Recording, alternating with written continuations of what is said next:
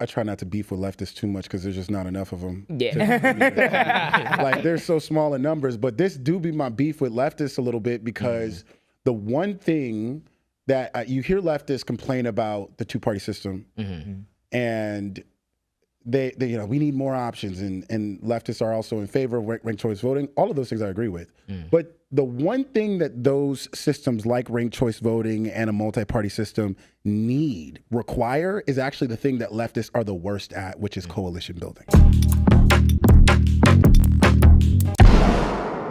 Speaking of the future, like politically, Zohran did pull off a historic upset yesterday. We did briefly mention him. So I do want to ask you, what do you see, at least briefly following along with it, what do you think is the future, at least for, because I feel like there's been a lot of analysis saying that this is, given how big of a city New York is one of like the financial capital of the world, pretty much Wall Street's there. Them choosing someone like a Zohran as their nominee sends a lot of shockwaves. So what do you see upcoming? What do you think is the future, like messaging wise, for the party? Yeah. I don't think that the political establishment on the left will see his messages and be like, oh, that shit works. Yeah. I'm gonna be honest with you. Yeah. I think people know that New York is different, much further left than the rest of the country on most issues. And I think that there will be a little bit of movement towards that type of messages, those type of messages, but that I don't think that's going to be enough, to be honest with you. So do you So do you think this is like a one and done type situation?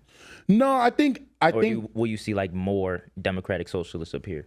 I think we're slowly moving in that direction. Yeah. But by the time we're at another general, it won't be. I don't expect the Viva la Revolution to happen by 2028. I mean, well, I was gonna say, one, what do you think? Like, what do you think like the biggest effect will be? But I was also gonna say, like, look at the times we're in. Shit. Yeah, I was gonna say anything can happen. You never fucking in the next 4 years. Before you answer this question, if I can caveat to, I think the significance of Zohran's election isn't necessarily that we know for certain that this formula will like work in a red or a purple district, because obviously we know how New York is. But I do think it's kind of like the same significance of like a seat like this was won in like in LA. It's like you have a big area that has a lot of the Democratic base, and trying to gauge where a lot of your voters are, it's not good that a Cuomo, a legacy name in New York, can't hold down that fort. So I think we're at a moment, I do think that it might not mean that like a million Zohrans are in that bitch tomorrow. Yeah. But yeah, like you said, I do think it's a shift. You think it's a turning point? Or how much of it? Andrew Cuomo is not popular. Yeah. And this is not trying to take away from Zohran's win. Yeah. He wasn't especially. He's unpopular. Yeah. And I do think that if there was an establishment Democrat that was a little bit more popular, and it wasn't, I think it would have been a little bit more of a, I mean, he had literally come through some really egregious scandals that he tried to walk back. Yeah. I also do think that like the moment coming out of what's going on in Palestine was very good for him. But you know what? I think it was a bigger win for ranked choice voting than anything. Yes, it was. That's what it was a big win. I think that is something I'm so happy you said it, and we need to put focus on it, because I seen even as Zohran was closing and the news was getting more positive, you've seen, I think it was The Atlantic or other like news like publications that are really popular in New York were like, oh, this ranked choice voting system is undemocratic. Oh my God, of course. They allied with each other. Ranked choice voting, the reason why we still don't have that shit nationally is because shit like that can happen, where you now coalition build. You give people enough choices, candidates-wise, that represent all types of different viewpoints, and they form coalitions to try to have an effective government, and then you get to rank who you like least or best to least, and that avoids the lesser of two evils situation that we always get forced into because you're accounting for different perspectives. Ranked choice voting is something that makes, at least in my opinion, makes way more sense than our current voting system, and we're not even talking about doing it nationally, because I think that shakes up a lot of shit. I do think that it was a big win for that voting system. Yeah, I mean, this is, I try not to beef with leftists too much because there's just not enough of them. Yeah. Like they're so small in numbers, but this do be my beef with leftists a little bit, because the one thing that you hear leftists complain about the two-party system, and they we need more options, and leftists are also in favor of ranked choice voting. All of those things I agree with. But the one thing that those systems like ranked choice voting and a multi-party system require is actually the thing that leftists are the worst at, which is coalition building. They hate connecting themselves with people who do not feel 100% of their views on life, and you have to be able to coalition build to do ranked choice voting correctly, to have a multi-party system, because you won't have a plurality. No one's getting a 50. We're gonna have 6, 7 party. You got to look at another party and be like, yo, I don't agree with you on everything, but we got enough in common. Let's get together. We match on a few things. That's another positive thing I will put in the Zohran Mamdani camp, is that choice being with Brad Lander, having a Muslim and Jewish kind of like ticket. That was great.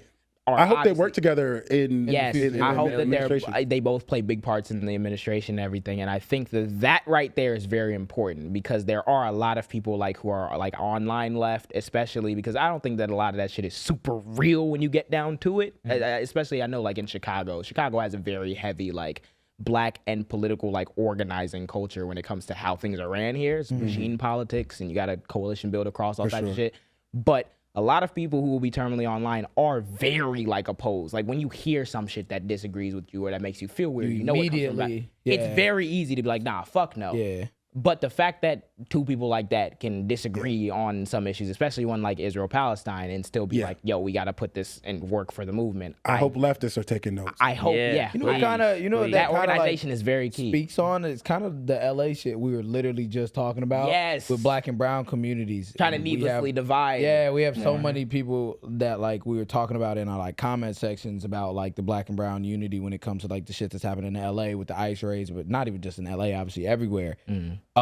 That's like part of, in a way that's, I was telling JJ and them this the other day, I'm like, in a way that's a part of being an adult, is learning how to like understand that like, okay, we maybe don't meet eye to eye on every single thing, but like if we have common ground in this area and this is the area that needs help, then we should be able to. That's a part of being a man. Yeah, like, you know what I'm saying? Like, real life is. There's an element to like, there's a positive aspirational masculinity that says like, yo, everything is not going to be perfect in any of these situations, but I'm a man. You feel me? Literally. I'm going to get my shit done no matter what. Yeah. Even if I got to, reach across the X, Y, and Z. Like, even we got a bigger goal here. Even the men that talk about like leadership. Like leadership is not just a one head thing as well. You can't be stubborn and try to be a leader. And I think one of the things that has kind of been poisoned by American culture and our political discourse is the fact that like reaching across the aisle does not mean that you have to compromise on everything that you believe every time. Exactly. Right. And I feel like that's what's been misconstrued, because we see that a lot of times when the Democrats and the Republicans will compromise on something, it